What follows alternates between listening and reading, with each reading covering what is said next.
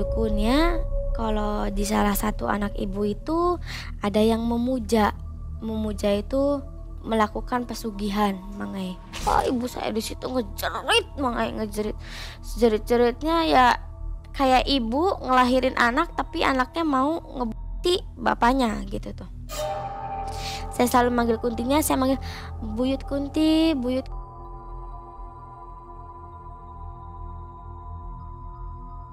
Sampai si Buyut Kunti ini muncul gitu.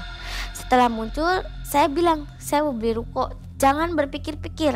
Manggilnya di mana? Di ruangan atau di mana? Di kamar. Malam-malam. Kan kita biasanya bikin, saya mau beli ini, jangan mikir-mikir ya, langsung saya mau beli ruko di tempat saya jualan. Itu kebesokannya saya jualan, abis ngomong kayak gitu, pembelinya tambah banyak, Mang. Saya sampai kewalahan, karyawan saya sampai kewalahan. Tergiur ingin cepat kaya, penjual sate ini mengikat perjanjian dengan makhluk goib. Harta berlimpah membuat ibu bergelimang materi. Namun kemudian kehancuran malah menghampiri Mbak Susi. Assalamualaikum warahmatullahi wabarakatuh. Waalaikumsalam warahmatullahi wabarakatuh. Sobat Malam Mencekam, apa kabar? Mudah-mudahan sobat semua selalu dalam keadaan sehat walafiat ya. Amin. Dan Mang Ei serta tim ucapkan selamat menjalankan ibadah puasa. Sobat, hari ini ada narasumber yang sudah hadir ke Malam Mencekam. Namanya Mbak Susi. Ini kisahnya ngeri loh sobat. Mbak Susi ini pelaku dari pesugihan itu sendiri.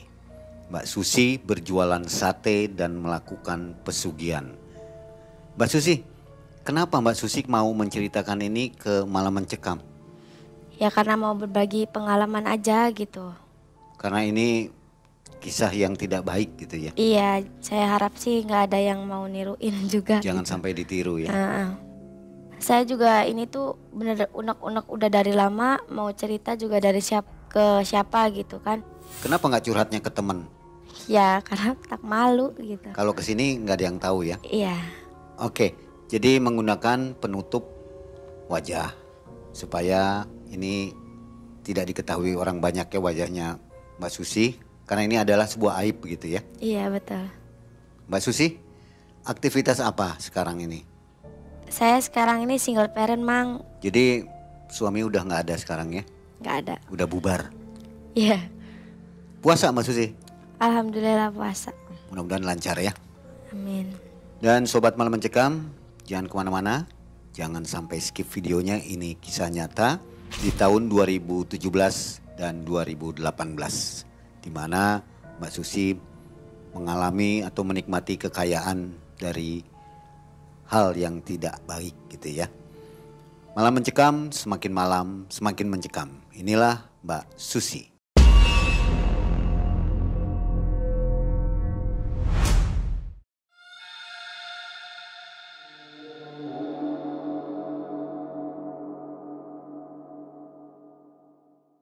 Jadi begini Mang Ei ceritanya waktu itu pada tahun 2017-2018. Di 2017 itu saya menikah sama suami saya. Saya menikah sama suami saya itu berjualan. Jualan sate, kan dia suka mider gitu ya. Suka mider ke depan rumah kayak teh, sate gitu kan, suka mider. Saya suka beli, saya suka ngobrol, saya suka bercandaan gitu. Akhirnya kita saling tukeran WA, terus kita berpacaran, terus nggak lama pacaran kita nikah. Habis kita nikah itu saya bantuin jualan. Pertama itu saya tuh keliling Mang ikut keliling karena saya nggak kuat keliling kan capek ya. Jadi saya memutuskan bilang sama suami saya, ya gimana kalau ngontrak aja di depan ruko yang kosong, kata saya gitu. Terus kata suami saya, kalau kamu nggak kuat ya udah nggak apa-apa, katanya gitu. Jadi saya ngontrak di sebuah ruko kosong yang di toar-toar gitu loh Bang. Saya disitulah saya jualan, karena sebelum kenal sama saya juga dia udah jualan, jadi bisa dibilang suami saya itu pekerja keras, sabar, terus maksudnya yang namanya jualan itu dia bener-bener gigih gitu. Itu jualan nyewa per bulan? Iya, 700.000. 700.000 sebulan ya? Di depan ruko? Iya, di depan ruko yang lama kosong. Di daerah mana? Di daerah Jawa Barat. Rahasia ya? Iya, saya nggak bisa nyebutin ya, maaf. Setelah itu jualan rame. Saya di situ 3 bulan menikah, saya itu hamil. Saya hamil, tapi saya di situ masih bantuin suami saya karena ya nggak sepenuhnya sih, nggak kayak waktu bulan-bulan kemarin. Saya masih ngebantuin suami saya, masih jualan tapi nggak sampai tutup gitu kan, karena bukanya itu kan sampai sate pada umumnya itu bukannya jam 3 sore ya Mang Ai. Nah, saya bantuin dari jam 3 sore sampai ke habis isya. Ke habis isya itu saya bantuin suami saya pulang istirahat karena ngejaga kandungan. Saya pulang, setelah saya pulang ya beberes lah. Kalau siang ya saya ngebantuin motong-motong daging, nusukin daging, bikin bumbu segala macam gitu kan, belanja ke pasar kalau siang. Kalau malam saya bantuin suami saya tuh jualan gitu. Saya lahiran, setelah saya lahiran itu saya titipin anak saya itu ke ibu saya karena saya masih mau ngebantuin suami saya itu bekerja gitu, berjualan. Sehat anaknya? Alhamdulillah sehat. Laki-laki atau perempuan? Laki-laki. Nah, sesudah itu saya jualan rame, susu saya juga, maksudnya susu anak saya, pampers, kebutuhan saya, nyicil rumah gitu. Alhamdulillah ya dari Bati walaupun sedikit-sedikit, tapi ya alhamdulillahnya itu bisa cukup gitu. Cukup nggak cukup ya insya Allah dicukupin gitu. Kalau lagi rame itu ya nyampe 400 mentok-mentok itu Mang E. Nah, pada di situ itu saya baru mengenal yang namanya santet dan teluh Mang E. Karena mengenal santet dan teluh dari mana? Dari antar pedagang. Karena sebelum saya ngebantuin suami saya kerja ini, saya nggak percaya gitu loh Ma, yang namanya santet teluh itu bener-bener ada itu saya nggak percaya. Tapi semenjak saya itu bareng jualan sama suami saya baru tahu dan ngelihat, maksudnya ngerasain gitu mistis yang namanya santet dan teluh itu saya baru bener-bener kenal gitu.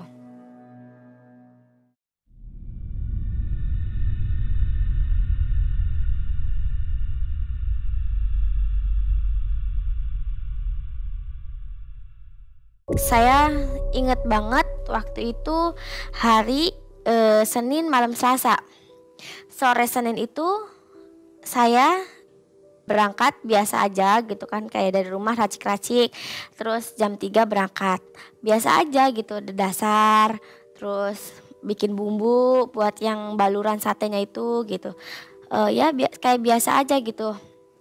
Nah, saya ingat di situ ada 4 orang yang mengantri Mang E. Mengantri di situ saya ingat banget. Suami saya jadi bikin api, itu yang 3 pembeli itu udah dilayanin, tinggal 1 pembeli lagi, dan yang 1 pembeli ini lagi dilayani, lagi dikipas-kipas. Kan itu kan bara api kan nyala ya Mang E, jadi kan panas gitu kan. Nah, saya ingat banget ketika lagi ngipas-ngipasin sate, itu suami saya itu dari punggung sampai ke dada ini ada yang ngejlep Mang E, jelep gitu. Suami saya itu mau jatuh ke ini, ke bakaran sate ini yang panas ini. Kata suami saya, astagfirullahaladzim, kata suami saya gitu kan, pegangan gerobak dia. Ayah kenapa ya, kata saya gitu. Enggak apa-apa, diselesain dulu katanya gitu. Akhirnya satenya dibikinin, udah selesai, dikasihin, pembeli itu udah pulang. Suami saya ambil bangku, dia duduk rada jauh dari tempat saya jualan. Dia menyendiri sambil ngelus-ngelus dada gitu, kayak nahan sakit. Karena saya gak tega liatnya, saya bawa segelas air putih. Saya samperin, saya tanya sama suami saya, ayah yang dirasa apa? Kata saya gitu. Ayah sakit ah.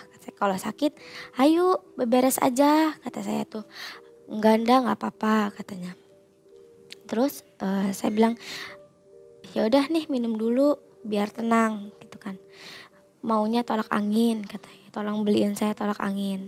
Nanti dicampur sama segelas air teh. Kalau saya gitu sih Mang kalau masuk angin, si tolak angin dimasukin ke teh, udaranya dihiup, terus diminum kan lega plong gitu kan. Saya beliin, saya kasih ke suami saya, terus udah dikasih, suami saya minum katanya, nanti di rumah tolong kerokin ya, barangkali udah minum tolak angin tapi nggak cukup katanya. Iya katanya. Nah dagangan udah selesai pulang, habis pulang dia minta dikerokin, habis minta dikerokin kata dia besoknya kok ini masih sakit gitu ya. Di situ saya udah ke pasar Mang udah belanja, udah segala kebutuhan udah saya beliin segala macem. Kata saya ini ayamnya udah beli ya gimana kata saya gitu. Mau jualan apa enggak? Kalau enggak ya saya masukin freezer buat besok. Siapa tahu kalau besok udah sembuhan gitu kan. Gak usah takutnya ayamnya enggak fresh katanya gitu. Nanti malah satenya enggak empuk kata saya gitu. Nah terus sesudah itu satenya tetap jualan. Habis itu saya yang bikin saya bener-bener sedih di situ tuh Mang si sate tuh banyak belatungnya Mang Saya baru jualan dari rumah, si sate itu tuh banyak belatungnya. Banyak belatung kan saya kan sate kan di wadahnya termos. Ya, termos sate kambing khusus sate kambing, sate ayam khusus termos sate ayam gitu. Nah, saya itu baru ada pembeli satu. Ibaratnya itu tuh ngelarisin saya banget gitu tuh. Ngelarisin satu. Nah suami saya mau bakar si baraknya itu, kan saya biasanya buka termos ya. Nah buka termos isi ayam itu, ternyata si sate ayam itu tuh belatung semua Mang Di situ saya lemas ya. Saya mau bilang sama suami saya juga. Suami saya kan lagi bikin barak, takutnya kedengeran sama yang belinya kan gak enak gitu kan. Saya bilang sama pembelinya, ibu maaf pisan punten. Saya bilang ini satenya tinggal 2 tusuk kata saya gitu. Di situ saya mau nangis Mang Nah terus di situ satenya tinggal 2 tusuk. Saya bilang oh perasaan baru buka ya kalau kayak gini katanya. Tapi kok satenya tinggal 2 tusuk. Iya maaf pisan ya bu gitu kan.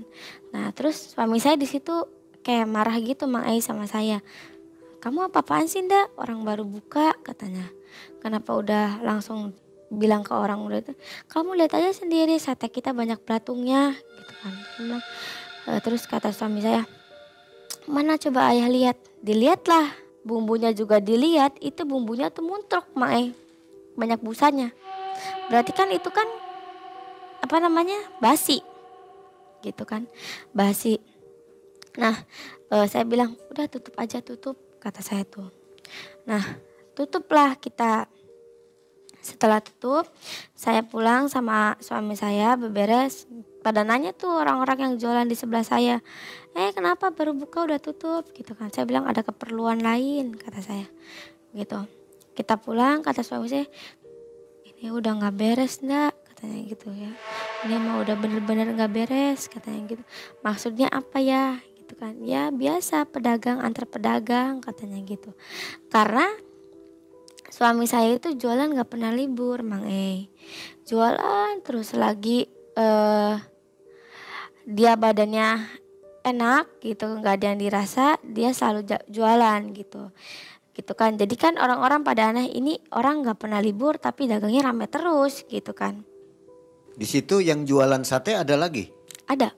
Oh ada saingannya ya? Ada tapi gak deket gitu. Kalau saya kan di blok sini, dia itu di blok sana. Gitu. Yang lain dagang apa? Yang lain gorengan, nasi goreng, ketoprak gitu. Gerobak-gerobak gitu ya? Iya sama gerobak kayak jajan-jajanan gitu. Nah kata suami saya ini udah gak beres kan gitu. Suami saya bilang gitu, akhirnya kata suami saya, ya udahlah mau gimana lagi, orang modal juga buat besok belanja gak ada. Soalnya kan ini dagangannya masih ngerumbruk. Ayamnya dibuangin katanya. Jadi besok udah libur aja dulu katanya gitu. 3 hari kalau gak salah 3 hari saya libur. Sehari saya baru libur itu bude saya itu main ke rumah Mang Main ke rumah. Susi kenapa gak dagang-dagang gitu kan. Terpaksa saya mau gak mau ngomong ke bude saya kalau sate saya itu ada yang ngituin gitu loh. Terus saya cerita begini. Terus disitulah saya yang namanya sakit hati sama orang tuh bener-bener sakit hati. Dalam artian saya nggak punya masalah sama kamu. Kenapa kamu giniin saya gitu kan. Nah akhirnya kata bude saya, ya udah ke dukun aja yuk, kata bude saya gitu. Akhirnya saya ke dukun, tapi saya nggak bilang sama suami saya kalau kita mau ke dukun gitu kan. Nah saya ke dukun sama bude saya pamit sama suami saya mau jalan-jalan sama bude karena suntuk. Akhirnya suami saya ngizinin, terus kita pergi ke rumah dukun itu sekitar jam 9 pagi.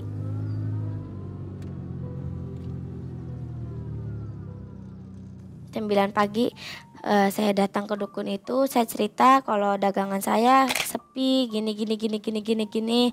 Masa tiba-tiba ada belatung di dalam sate saya yang benar-benar ayamnya itu baru beli, kata saya gitu.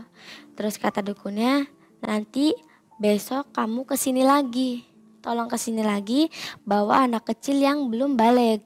Dalam artian kalau laki-laki ya belum sunat, kalau perempuan ya belum mens gitu.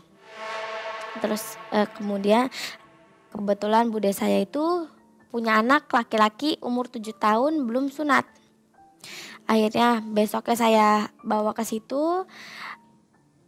Si anak kecil itu gak banyak omong gitu kan, karena kalau mau bawa anak saya juga gak bisa kan Mang masih kecil, belum lancar diajak komunikasi gitu. Terus bawa ke situ, dikasih 2 genggam batu, 2 sebesar biji-biji salak. Terus dikasih baskom, di depannya itu ada baskom. Kata dukunnya, ini tolong digenggam ya dek, sebentar aja, katanya gitu. Terus matanya tuh dipegang gini sama dukunnya, saya nggak ngerti dibaca-bacain apa. Mungkin ya kemungkinan mata batinnya dibuka kali ya. Akhirnya si anak kecil itu disuruh ngeliat ke si baskom yang udah diisi air itu sambil digegam, katanya. Kalau mau ngeliat sambil ngegegam ya, katanya gitu. Tolong diliatin yang serius. Teteh sama ibu jangan ada yang ngajak ngobrol, kata. Sebelum saya ngajak ngobrol duluan atau dia yang ngajak ngobrol ngomong duluan, jangan ditanyain dulu, katanya. Dia itu ketakutan Mang Mama, banyak semut gitu. Semut apa, katanya. Kan dia manggil mamahnya, mamah ya, manggil bude saya itu mamah. Mama banyak semut mah. Mama banyak semut. Iya di mana? Kata bude saya. Di gerobaknya Teteh Susi banyak pisan. Mama tolong, katanya gitu. Nah terus kata si dukunnya tuh, diliatin terus, kata si dukunnya tuh. Akhirnya mungkin dia masih kuat ya karena penasaran gitu. Saya juga nggak ngerti, si anak itu masih ngeliatin ke baskom itu. Tiba-tiba Mang dari dongdangan saya itu keluar makhluk. Kata dia, Mama ada embe gitu kan. Embenya ada sungunya, katanya gitu. Matanya nyala mah, gede banget, katanya gitu. Takut. Nah si batu dilemparin Mang karena mungkin dia udah gak kuat ngeliat makhluk itu, takut ya. Jadi batunya itu dilemparin sama dia. Setelah dilemparin, dia nagruk ibunya karena dia takut. Dia gak ngajak ngomong saya tapi ngajak ngomong ibunya. Terus dukunnya ditutup lagi, gini lagi. Akhirnya mata batinnya ditutup. Nah setelah mata batin ditutup, dia kayak ya biasa aja, kayak gak habis ngeliat makhluk itu gitu tuh. Nah udah gitu dijelasin sama dukunnya, katanya ya emang di gerobak kamu itu ada makhluk yang bentuknya itu kayak kambing, banyak semutnya, jadi orang itu mau beli itu jijik. Terus orang itu mau beli itu kayak tutup karena makhluknya itu sangat besar yang sehingga nutupin gerobak jualan kamu, jadi orang lihat itu tutup. Ya udah saya minta penangkalnya aja Mbah, kata saya gitu kan, saya manggilnya Abah. Terus dia masuk ke kamarnya, dia ngambil tanah segenggam, dia bungkus pakai kain putih, dikasihin ke saya, ini simpen aja di sorok gerobak tempat kamu jualan, ya gitu. Laci uang, iya. Terus setelah ditaruh, nanti hari Kamis kamu sama suami kamu kesini lagi, katanya, kata dukunnya. Akhirnya saya cerita sama suami saya, baru itu saya cerita sama suami saya kalau saya habis ke rumahnya dukun, saya habis senja lah ibaratnya, saya habis minta pertolongan gini. Kata suami saya, udah nggak usah pakai kayak gituan lah, kita serahin aja sama yang maha kuasa, katanya. Tuh kalau rezeki mah nggak kemana. Terus kata saya, kamu tuh kalau istri lagi berusaha dihargain kek, karena nggak mau kalau jualannya sepi, saya bla bla bla ngoceh. Terus suami saya, ya udahlah terserah gitu kan. Nah besoknya karena saya udah tahu rumahnya dukun itu, hari Kamisnya itu saya datang ke situ cuma sama suami saya.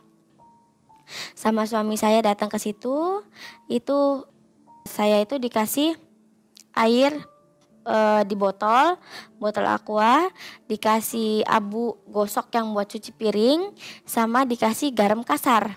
Kata dukunnya, nanti dijadiin satu, diaduk, terus kamu cuci gerobak kamu pakai air ini. Saya bilang, iya saya nurut gitu kan. Dah, si suami saya mah diem aja, nggak ngomong apa-apa gitu kan, karena yang dia mau ya udah pasrah aja sama yang kuasa gitu. Karena saya nggak mau dagangan saya sepi terus saya nanya, ini baiknya dicucinya jam berapa? Kata saya, ya sebelum jam 12, jam 9, jam 8 lah, kamu pulang dari sini mau langsung dicuci juga nggak apa-apa, katanya. Terus saya sama suami saya pulang, karena nyampenya habis maghrib, saya bebersih, saya mandi dulu. Terus kata saya, ayo ya nyuci dongdangan, kata saya gitu. Akhirnya dicuci. Setelah dicuci itu jam 9, jam 9 setengah 10 saya itu nyuci. Tapi gak dibilas, karena gak boleh dibilas Mang Kata abah dukunnya kan saya gak boleh tidur. Kalau bisa kamu sama suami kamu itu jangan tidur. Kalau bisa juga jangan keluar rumah kalau ada suara, karena takut ada sesuatu yang tidak memungkinkan itu datang ke rumah, datang ke kamu gitu, berbalik gitu kan. Nah saya nurut, akhirnya saya masuk rumah, saya gak tidur, saya titipin anak saya sama ibu, karena saya takut ada sesuatu yang gak dipengenin gitu kan. Setelah jam 1:30 itu rumah saya itu rame rame gitu kan. Ramenya itu kayak orang perang gitu teman dum gitu. Ya Allah, saya tuh gemeter bener-bener gemeter, takut gitu tuh. Takut ini suara apa gitu kan. Saya kan mikirnya ini gerobak saya bakal hancur, usaha saya bakal hancur nih gara-gara orang itu gitu loh Mang. Nah terus saya mikir, saya mau nengok jendela juga saya takut gitu tuh.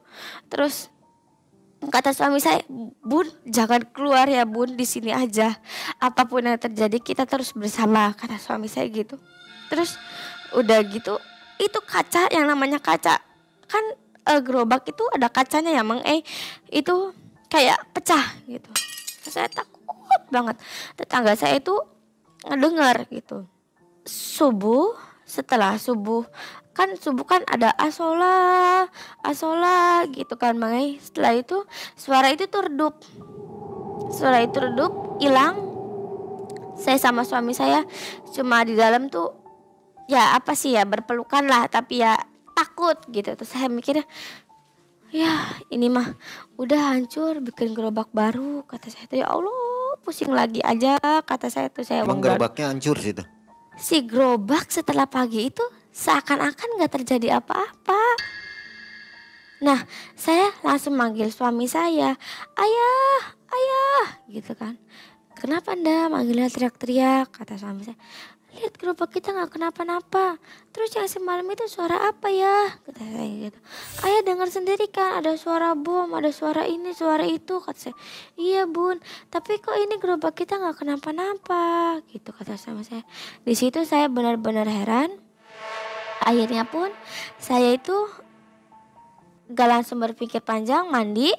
Habis mandi ke rumah dukun lagi, ke dukun itu saya nanya, tadi malam ada suara gini gini gini gini gini gini gitu. Terus dukunnya cuma ketawa, katanya, ya itu yang namanya teluh itu ya kayak gitu.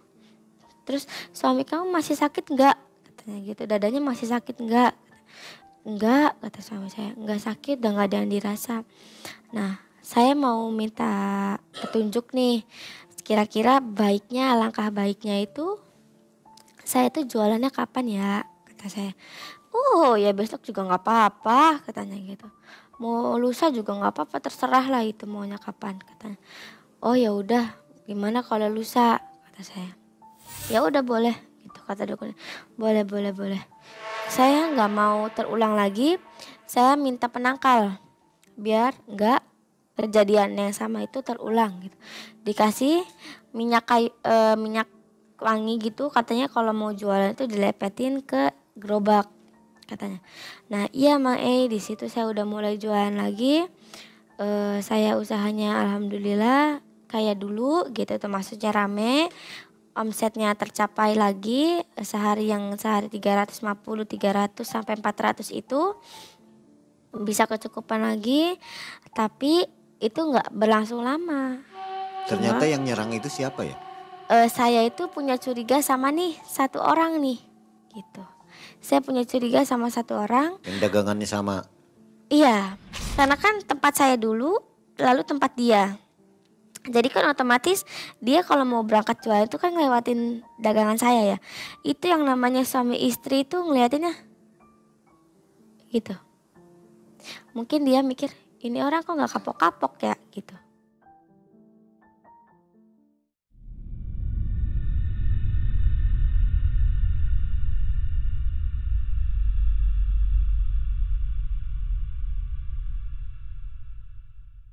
Disitulah saya benar-benar yang namanya sakit sesakit-sakitnya hati sama orang. Karena saya nggak punya salah sama kamu, saya nggak punya masalah sama kamu, kenapa kamu giniin saya gitu kan. Nah terus nggak berselang lama itu ramenya itu cuma 3 bulan, 3 bulanan. Nah itu dagangnya tuh sepi Mae, sepi gitu kan, beli cuma beberapa yang beli. Jam abis maghrib lah, 6:30 itu kalau suami saya itu kan kalau mau sholat maghrib itu pulang, karena rumahnya kan nggak terlalu jauh gitu, pulang. Nah ada satu orang beli Mamang es, dia jual es serut keliling tuh Mang dia keliling, dia lewat ke depan warung saya, dia mesen sate 1 kodi, tapi katanya setengahnya buat makan di sini, katanya setengahnya nanti dibungkus, katanya gitu kan. Akhirnya dibikinin, saya siapin nasinya, saya bungkusin. Pak ini yang dibungkus, ini yang makan di sini, ini minumnya, kata saya. Makasih Bu, gitu. Terus suami saya pulang, saya kan jadi kan duduk ya Mang karena nggak ada yang beli, saya duduk. Bapak itu tiba-tiba nyeletuk ngajak ngomong, bapak-bapak itu nyeletuk ngajak ngomong, ibu kok dagangannya kayak gini, gitu kan. Karena saya takut hal yang dulu itu terjadi, saya bilang, kenapa Pak satenya nggak enak ya gitu, kenapa Pak ada yang berek kan kayak basi gitu ya, ada yang kurang ya Pak gitu kan. Enggak bukan itu, katanya, maksud saya satenya enak, maksudnya ibu itu jualannya kok sepi gitu, jualannya sepi terus duduk aja melongo aja gitu kan. Ya gimana nggak sepi Pak, kata saya, kebanyakan sekarang mah GoFood, Grab, kata saya gitu kan, banyakannya online, udah nggak mau susah zaman sekarang mah, kata. Iya ya Bu bener, itu mah enak Bapak mah jualan es serut musim panas kayak gini, kata saya tuh. Rame. Setelah itu ibu mau tahu nggak caranya rame gitu kan, yang tadinya saya duduknya rada jauh makanya saya tuh ngedeketin bapak itu karena saya mikir wah nih bapak tahu nih caranya bikin dagangan saya rame gitu kan. Saya duduk, maksud bapak mau kenalin saya dukun tak Pak, kata saya gitu, biar dagangan saya rame, kata saya gitu. Iya Bu dukun tapi pesugihan, katanya gitu, tapi ada perjanjian gitu. Si bapak tukang es tadi terang-terangan ngomong pesugihan ya? Iya, terang-terangan banget. Makanya saya di situ tuh langsung mikir, pesugihan, bakalan ada korban nih. Kan saya kan dengar berita, lihat di TV-TV kan kalau pesugihan itu ada korban ya Mang gitu kan. Saya bilang, "Ah, nggak mau apa," saya bilang gitu. "Kalau ada korban mah, dia namanya juga pesugihan Bu, gak apa-apa, yang penting kan kita hidupnya kaya, ibu dagangnya rame," gitu katanya. Terus, "Ya udah nanti saya omongin dulu Pak sama suami saya," kata saya gitu. Nggak nanya, bapak juga pakai gitu? Enggak, saya enggak, waktu itu enggak nanya, Nggak nanya? enggak. Terus bapak itu, "Ya udah saya pulang ya, berapa?" Gitu kan, "Sekian." Terus bapak itu pergi pulang, kata saya, "Nanti besok bapak lewat sini lagi ya Pak." "Oh ya iya Bu, saya tiap hari jalannya lewat sini," katanya gitu. Akhirnya suami saya datang itu saya manggil, "Ya mau ngobrol," kata saya gitu. "Ngobrol apa ndak?" katanya gitu. Eee, Akhirnya saya ngomong, tadi saya ada mamang es, saya ngelayanin, terus dia nawarin pesugihan, terus gini ada perjanjiannya, terus ada tumbalnya, kata saya gitu. Nah, terus suami saya emosi melunjak tinggi, "Apaan sih?" Gitu kan. "Ya jangan keras-keras," kata saya. "Udah nanti bahasnya di rumah," gitu. Mungkin karena suami saya juga lagi capek kan, maksudnya habis ngelayanin kan capek, gitu. Jadi agak emosi gitu. Nah, akhirnya saya pulang, saya tanya pertimbangan, "Janganlah Bun," kata suami saya, "jangan kayak gitu, lakuin kayak gitu dosa, ini itu bla bla bla bla. Udah males ngobrol sama kamu," kata saya gitu. Lalu saya sama suami saya itu yang biasanya tidur, ngobrol sebelum tidur itu cerita gitu kan, ngobrol entah ngobrolin apalah, intinya ngobrol itu nggak ada ngobrol sama sekali, sunyi, saya sama suami saya itu diem-dieman. Nah pas besoknya saya, udah belanja, udah apa, suami saya bilang, "Ya udah kalau kamu mau ngelakuin kayak gitu nggak apa-apa, ayah izinin," katanya gitu. Nah itu kan besokannya, si mamang esnya itu sorenya itu lewat lagi lewat berhenti di warung sate saya. Pas lewat berhenti di warung sate saya, dia bilang, "Gimana Mbak, udah ada pertimbangan sama suami belum?" katanya. Saya bilang, "Udah, suami saya ngizinin. Berarti dia ngedukung saya Pak buat kaya," kata saya gitu. "Wih iya ya Bu, suaminya juga kayaknya capek hidup kayak gini." Akhirnya saya dicatetin alamat sama si bapak itu. Nah, udah dicatetin alamat sama bapak itu, kebesokannya saya datengin ke sana alamatnya, saya nanya ke tetangga, terus dianterin sama bapak-bapak ke rumah, ke rumah yang jauh dari tetangga-tetangga, maksudnya jauh dari perkampungan gitu. Nah, kirain saya itu udah rumahnya Mbah Buyut gitu. Ternyata bukan rumah Mbah Buyut. Kata saya, "Dih, Pak mau ngerjain tah," kata saya. Ini rumahnya kayak pesuruhnya atau itunya lah kayak, yalah kayak pesuruhnya gitu. Ini yang Bapak ini bakal nganterin kamu ke rumahnya Mbah Buyut itu," katanya. Nah, saya ketok pintunya, dia keluar ditanyain, "Ke sini tahu dari mana? Terus tujuannya apa? Dari mana kamu asalnya?" gitu kan. Saya ngomong, "Dari sini dari sini dari sini. Saya tahu dari ini," gitu. "Tujuan saya ke sini mau kaya, saya mau hidup makmur, saya mau hidup jaya," kata saya gitu. Nah, terus bapak itu nganterin saya ke rumahnya Mbah Buyut. Emang sebelumnya juga si tukang es itu bilang kalau mau ngelakuin pesugihan ini, kalau mau ke rumah Mbah Buyut ini harus sama suami. Karena rumahnya itu di hutan, di toang tuh nggak ada apa-apa gitu. Jadi tolong sama suami katanya gitu. Akhirnya saya ke sana, itu rumahnya itu emang jauh dari pemukiman warga jauh banget. Namanya hutan tuh bener-bener hutan di tengah-tengah gunung. Udah saya dianterin, mbahnya udah tua, Mbah Buyutnya tuh udah tua gitu kan dianterin, Mbah Buyutnya bilang, katanya, "Ada orang," katanya gitu. Terus masuk, saya tuh masuk, duduk dipersilakan, "Kamu mau apa ke sini? Mau ada tujuan apa? Mau penglarisan apa?" katanya gitu. Kata saya dikasih tahu sama ini, terus saya mau ke sini mau minta penglaris ini, kata saya gitu. Terus ya udah saya minta mahar aja ibaratnya gitu kan buat beli sesajen-sesajennya. Kata saya, berapa mbah? Kata saya gitu kan. Dia minta 2,5 juta, kamu ada nggak uangnya kalau sebesar gitu? Katanya. Terus saya kan nggak mungkin kalau ke situ nggak bawa uang ya Mang.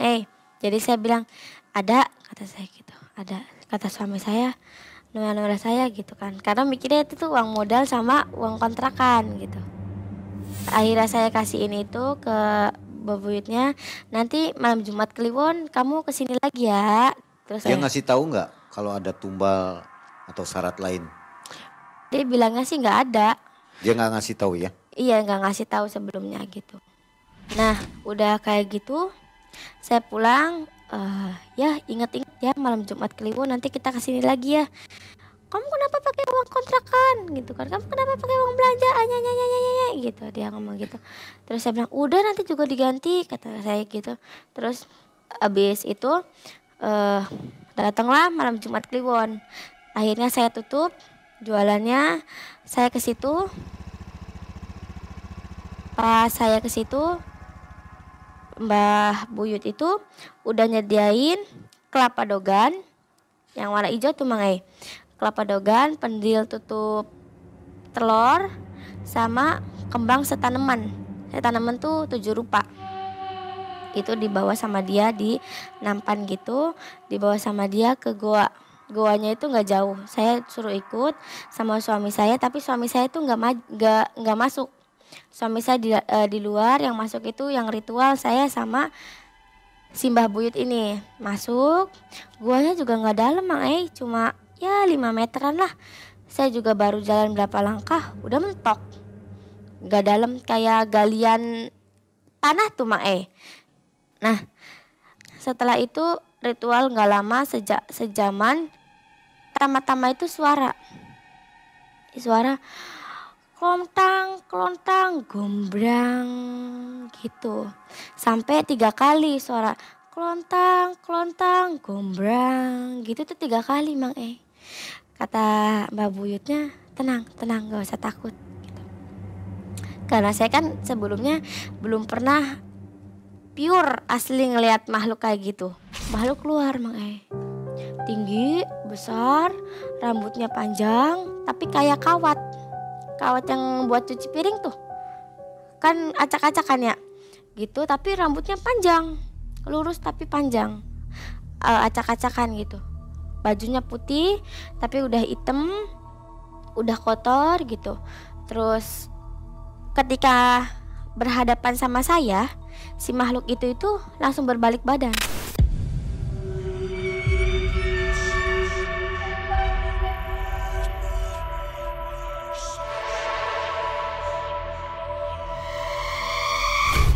Langsung berbalik badan, kata Mbah Buyutnya, itu makhluk gak mau sama kamu. Nah gak lama ada 2 anak kecil datang menghampiri saya, gitu-gituin badan saya. Ya tuyul, anak kecil aja gitu, kupingnya panjang lah, terus pakai kayak layaknya pakai pampers gitu tuh, kayak layaknya anak kecil aja gitu, tapi 2. Katanya, kamu mau nggak sama yang ini? Kalau nggak kamu mau nanti dia ngikut. Kalau kamu sekarang pulang dari ini nih, katanya, kalau kamu nggak mau ya udah dia bakal pergi sendiri, katanya. Enggak saya bilang, ini mah tuyul gitu, saya bilang. Si mbahnya juga sempat ketawa. Pergi. Nah yang terakhir ini si klontang gombrang gitu. Kuntilanak lagi nih, saya bilang gitu kan. Tapi yang terakhir ini saya itu lebih takut, lebih deg-degan. Apa ya Mang? Kayak duk gitunya tuh lebih kencang Mang. Terus si gombyang itu tuh lama, nggak kayak yang pertama kan itu cuma 3 kali, yang ini tuh lama. Nah terus keluarlah yang ini, badannya lebih tinggi, rambutnya lebih panjang, mukanya kecil. Terus makhluk itu menghadap ke saya. Terus kata simbahnya, kamu mau nggak sama yang ini gitu kan. Saya bilang iya mau. Saya langsung jawab kayak gitu. Saya nggak ngerti si Mbah Buyut itu narik lagi si makhluk itu, nggak tahu ada perjanjian apa sama makhluk tersebut. Diambil lah ini rambutnya 3 helai. Udah diambil, dibungkus pakai kain putih, dimasukin ke dompet saya. Nah terus setelah dari situ pulang lagi ke rumah Mbak Buyutnya. Nah dia ngambil ember yang berisi beras. Nah yang berisi beras inilah kayak gini bentuknya lah, gentong tapi kayak ember gitu tuh. Isinya beras, pedaringan gitulah ya, pedaringan. Saya di rambut kuntilanaknya diminta lagi. Setelah diminta lagi saya kasihin. Nah dimasukin ke pedaringan beras itu Mang ditutupin sama beras. Nah nggak lama pas pedaringan itu dibuka, mukanya bapak saya Mang yang jadi itunya, yang ada di pedaringan itu bapak saya mukanya.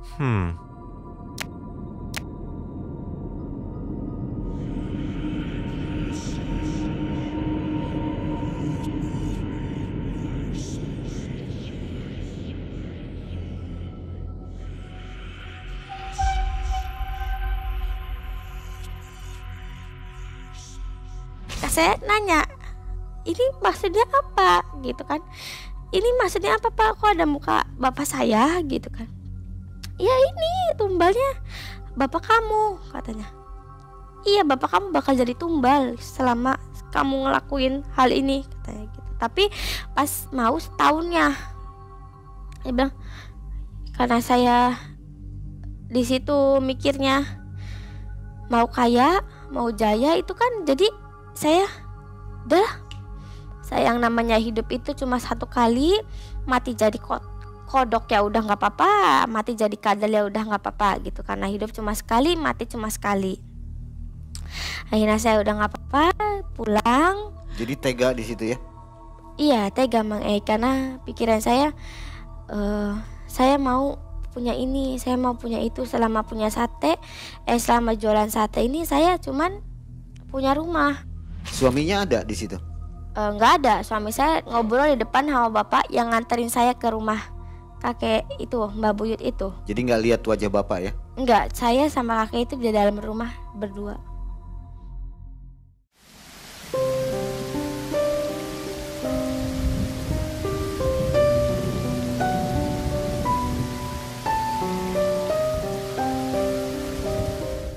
Nah setelah saya pulang, maksudnya saya keluar dari rumah si Mbah Buyut ini, suami saya kan ngobrol nih sama yang nganterin ke situ, yang kayak ibaratnya pesuruhnya Mbah Buyut ini. Katanya, Bun, kalau kita berhasil nanti kayak tukang nasi goreng katanya, bisa punya ini Bun, sampai punya restoran katanya, sampai cabangnya di mana-mana Bun, bukan cuma nasi goreng aja, banyak loh Bun yang kayak gitu kan. Nah saya dalam hati saya tadi awal-awal nggak mau, sekarang giliran udah kayak gini tertarik kata saya gitu kan. Terus oh iya Taya kata saya gitu, ini iya Bun, semoga aja nanti hidup kita kayak gini ya Bun. Ya saya cuma bilang gitu. Saya tuh kesel ya, karena dalam artian ini orang munafik banget sih, tadi awal-awal nggak mau gitu kan. Terus udah nyampe di rumah, ya kan rambut kuntilanak itu 3 helai rambut.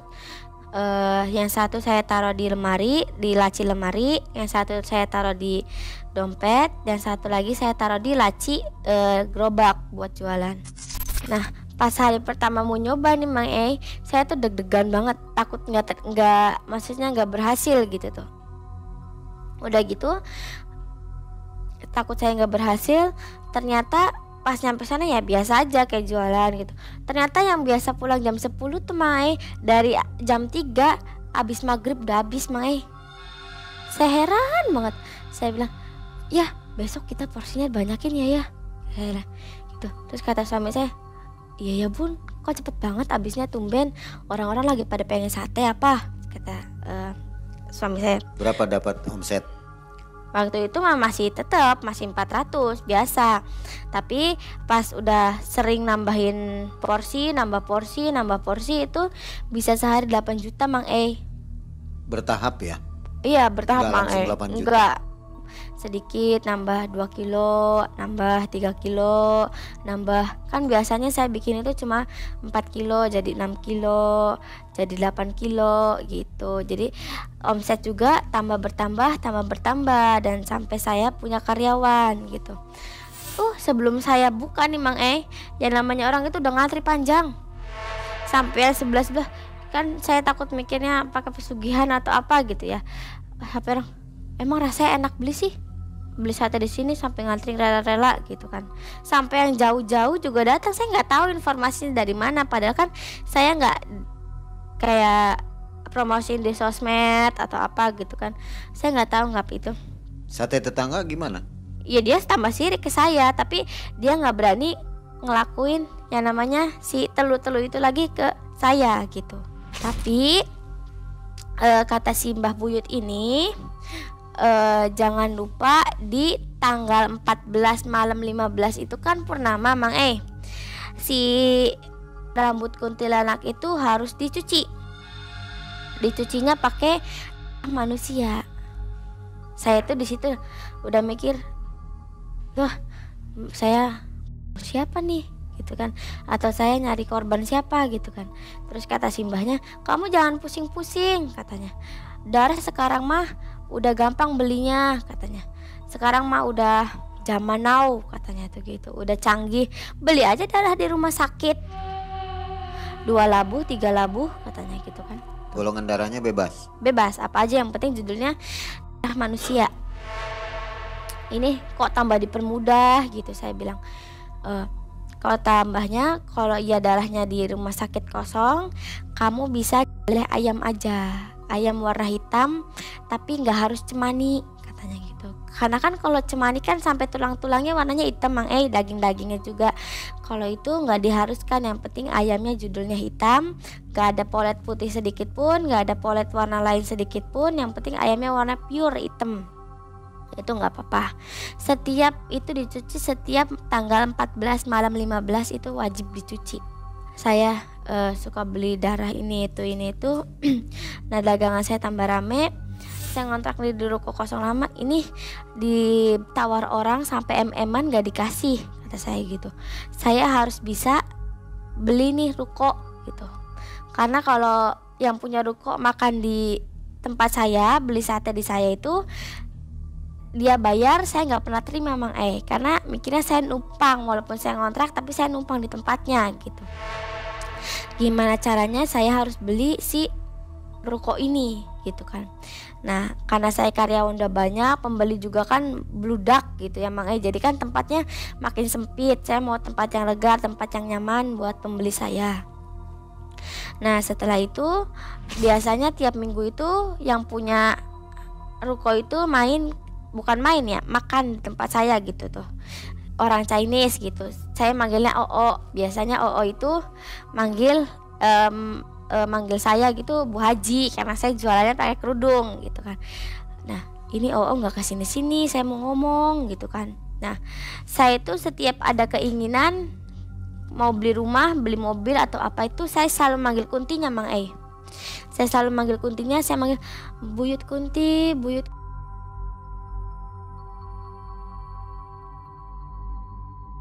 Sampai si Buyut Kunti ini muncul gitu. Setelah muncul saya bilang, saya mau beli ruko, jangan berpikir-pikir. Manggilnya di mana, di ruangan atau di mana? Di kamar malam-malam. Kan kita biasanya bikin, saya mau beli ini, jangan mikir-mikir ya, langsung saya mau beli ruko di tempat saya jualan. Itu kebesokannya saya jualan, abis ngomong kayak gitu, pembelinya tambah banyak Mang saya sampai kewalahan, karyawan saya sampai kewalahan. Terus nggak tahu itu mukjizat dari mana, tiba-tiba si Oo itu datang makan sate di sini.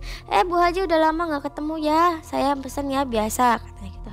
Ya kata saya. Wah tambah rame, saya nggak kesini-sini kata Oo-nya tuh.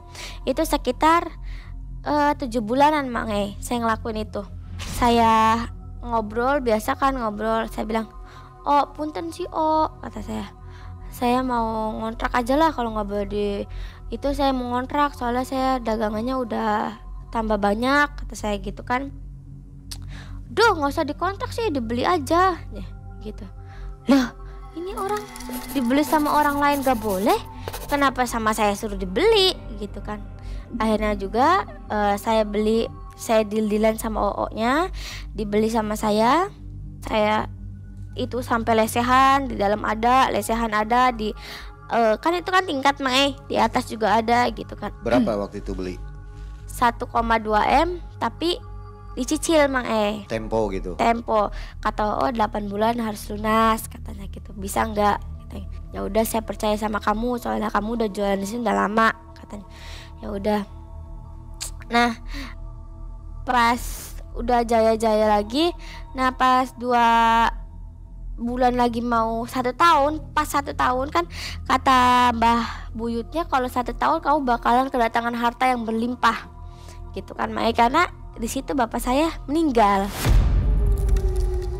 Ini suka sakit-sakitan, kaki sakit, buat jalan sakit, itu selama 10 hari gitu kan. Ibu saya pikir kan emang bapak saya kakinya suka sakit, itu biasa aja, terus tiba-tiba kepala suka pusing katanya tuh, terus suka mual gitu kan, perutnya suka sakit, ya banyak yang dirasa lah Mang. Saya di situ ada seneng, ada sedihnya juga, karena senangnya itu saya bakal cepet-cepet dapat harta gitu, sedangkan bapak saya itu menderita karena saya. Nah terus sesudah itu ibu saya itu bawa bapak saya itu ke rumah sakit buat periksa, yang jelas penyakitnya itu apa. Dibawa ke rumah sakit buat periksa. Pas abis periksa kata dokternya itu suami ibu itu nggak ada masalah apapun, nggak ada penyakit apapun, semuanya normal katanya gitu. Saya kasih vitamin aja. Setelah 3 minggunya itu bapak saya tambah kumat itu sampai yang ngalamin koma. Ibu saya tuh curiga, kok sampai koma nggak ada penyakitnya gitu tuh. Nah ibu saya punya inisiatif ke dukun.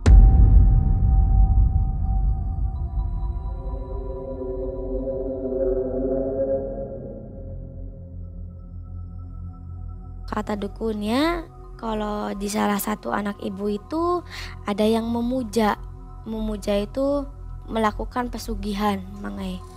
Melakukan pesugihan, yang kata ibu saya itu siapa yang melakukan pesugihan gitu.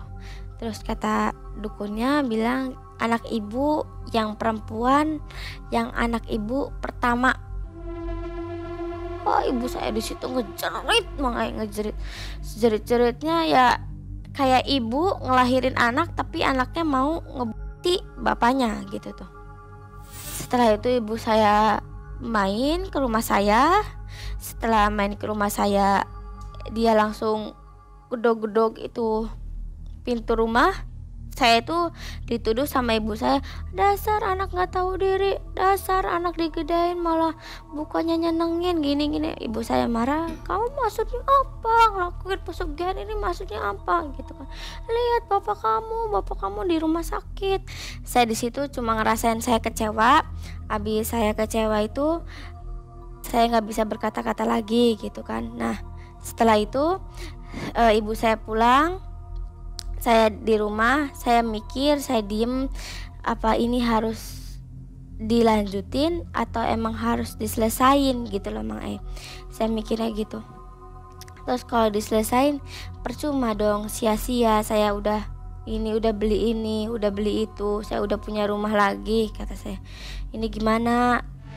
Bapak saya koma. Akhirnya saya ke rumah ibu saya minta maaf, saya sujud, saya syukur, saya bilang saya mau berhenti aja gitu. Saya bilang gitu kan ke ibu saya, kamu giliran bapak kamu udah dalam keadaan koma, kamu mau berhenti dulu kamu kemana gitu kan. Saudara-saudara lain gimana? Marah, tapi yang lebih marah ibu saya gitu. Saudara-saudara yang cuma, kamu tuh dasar adik ini, dasar anak digedain gak tahu diri, cuma gitu-gitu doang gitu kan. Kamu kalau mau kaya ya kerja dong yang benar, jangan melakukan pesugihan kayak gitu. Pada kayak gitu, pesugihan kayak gitu kan tahu sendiri akibatnya fatal, ini itu. Ibu saya cuma bisa nangis. Saya juga di situ ya nangis Mang karena sekali dalam hidup saya ngerasain kecewa, yang bener-bener kecewa sama diri saya itu ya hari itu gitu tuh, ketika lihat bapak saya itu seminggu koma di rumah sakit. Terus saya bilang, aku janji Bu mau berubah, saya janji Bu mau berubah, bantu saya buat berubah, maafin saya minta restunya untuk berubah, kata saya gitu. Bilang, ayo ikut ibu. Saya kira mau kemana, ternyata saya disuruh ngelihat bapak saya yang udah tergeletak di rumah sakit, koma, dipasangin selang apa, tapi ya emang gak ada penyakitnya kata dokternya tuh, cuma ibu saya nggak percaya waktu itu. Terus saya dibawa ke dukunnya ibu saya, saya diceramahin, diomongin baik-baik sama dukunnya bapak ibu saya. Katanya, kamu yakin siap buat kehilangan semuanya dalam sekejap, katanya gitu. Ya saya siap, yang penting bapak saya selamat, saya udah ngelakuin hal yang salah, bla bla bla bla, kata saya gitu. Terus, yakin ya kamu, katanya gitu. Iya. Ya udah, kalau kamu yakin, tekad kamu udah bulat, kamu sekarang pergi cari bambu pring totol, yang betulnya totol kayak macan gitu Mang Ai, bakal dililit sama pohon beringin, pakai tangkainya tuh, tangkai pohon beringin ditaliin pakai benang merah yang biasa buat sesajen. Dapat bambunya? Dapat. Cari di mana? Di kebun-kebun Mang Ai. Banyak gitu ya? Enggak banyak, susah nyarinya, benar-benar langka itu bambu tutul itu. Saya susah, bambunya sih kecil tapi warnanya kuning, terus ada tutul-tutulnya. Berapa hari nyari itu? Seminggu. Oh, jadi seminggu baru dapat? Karena susah, saya nyari kebun ini sampai maghrib, kan nggak mungkin Mang Ai, kalau nyari malam-malam kan gelap gitu, jadi kan nggak keciri. Jadi saya nyari seminggu. Setelah udah itu dikasihin lagi ke dukunnya ibu saya, dikasihin itu diikat. Saya minta izin buat keluarga kumpul, alasan ke dokternya untuk ngajiin bapak, siapa tahu bapak itu sadar dari komanya. Dan akhirnya dokter ngizinin masuk, kumpul semua itu melingkar di kasur rumah sakit. Ada suami saya juga, ada ipar-ipar saya juga gitu. Kamu siap ya, yakin, katanya gitu. Si bambu yang udah ditaliin sama pohon beringin ini ditaruh di sebelah bantal bapak saya tidur. Itu sekeluarga itu menyaksikan Mang Ai, setelah dukunnya ibu saya ini baca-baca mantra, ada asap keluar dari tubuh bapak saya, sampai bapak saya dar gitu keluar masuk ke dalam bambu tutul itu. Warna asapnya hitam pisan Mang Ai. Itu saya nyaksiin masuk ke situ. Terus kata dukunnya ibu saya itu dibuang ke air yang mengalir. Itu dibuang ke air yang mengalir, yang buangnya itu suami saya sama adik ipar saya yang kedua. Terus udah dibuang, bapak saya dikasih obat, diraupin, dielapin pakai air dari dukun ibu saya. Terus gak lama bapak saya itu sadar. Ibu saya karena panik jadi manggil dokter. Terus kata dokter, tunggu sampai benar-benar sadar baru diajak ngobrol ya Bu, katanya. Terus udah benar-benar sadar, udah manggil nama satu persatu. Terus ditanyain sama dukunnya, bapak udah bisa diajak ngobrol belum? Terus kata bapak saya, ya udah, katanya gitu.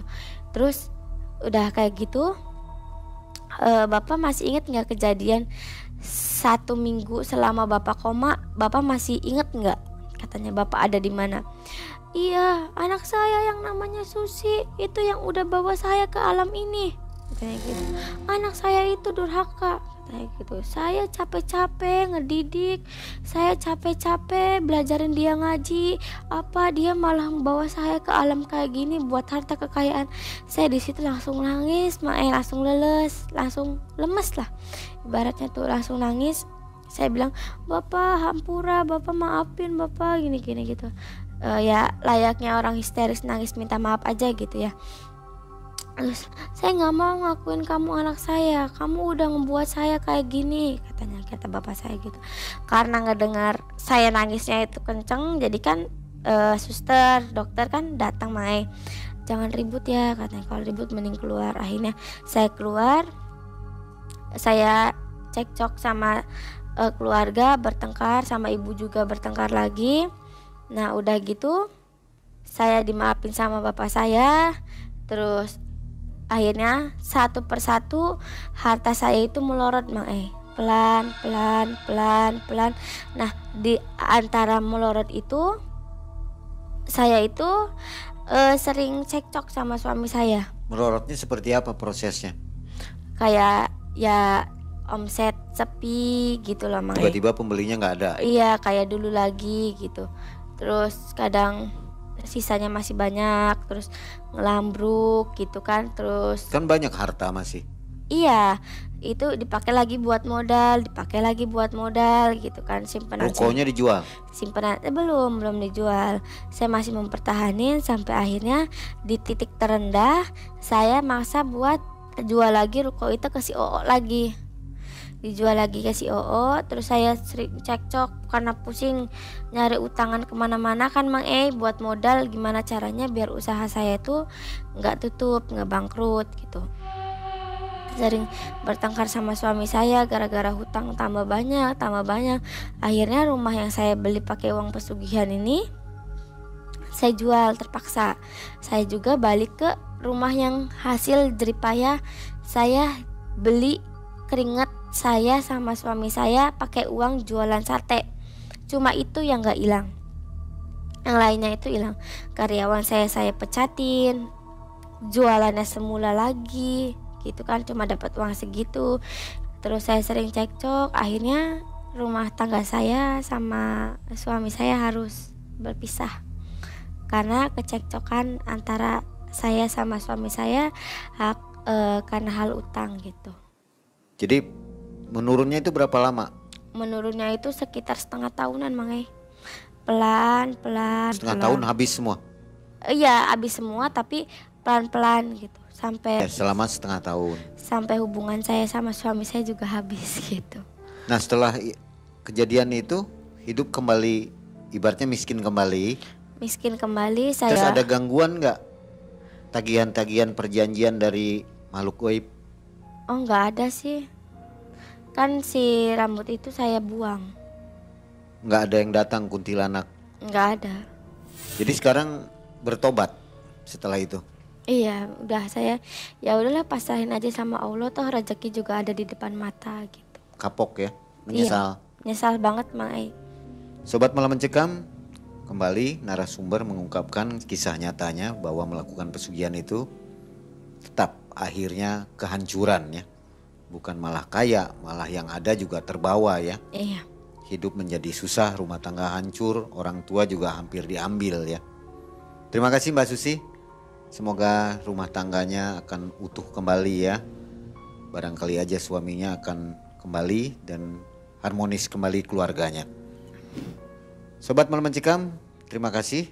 Kita akan berjumpa di video selanjutnya. Jangan lupa masak untuk makan sahur. Selamat berpuasa. Assalamualaikum warahmatullahi wabarakatuh. Waalaikumsalam.